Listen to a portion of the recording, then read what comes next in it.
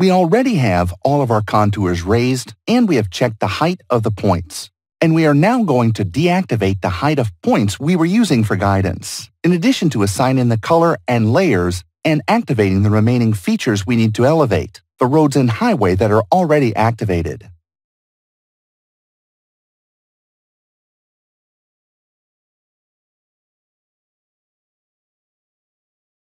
Due to the fact that we are dealing with variable 3D polylines, we would have the following.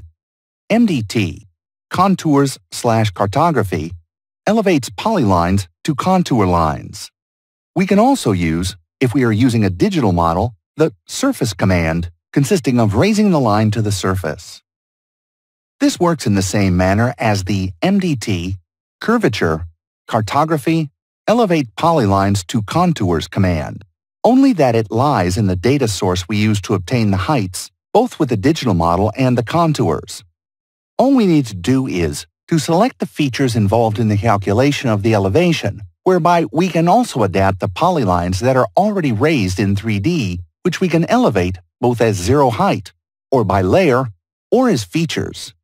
In this case, as we do not know the name of the layers or how many features there are, we are going to select the roads and the highway graphically.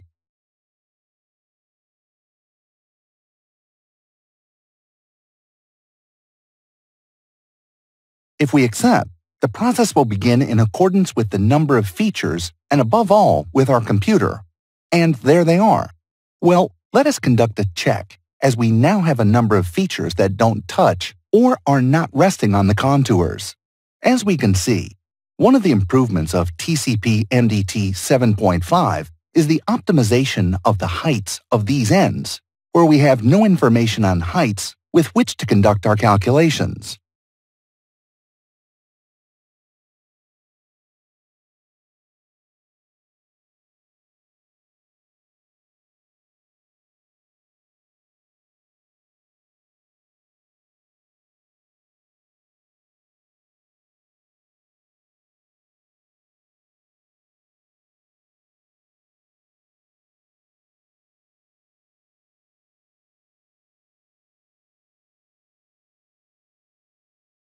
All that is left to do is to activate the remaining 3D features we had by default, as well as the points we converted to from the other teaching units, MDT, Vision Command, Layer of Points, and we activate all of them.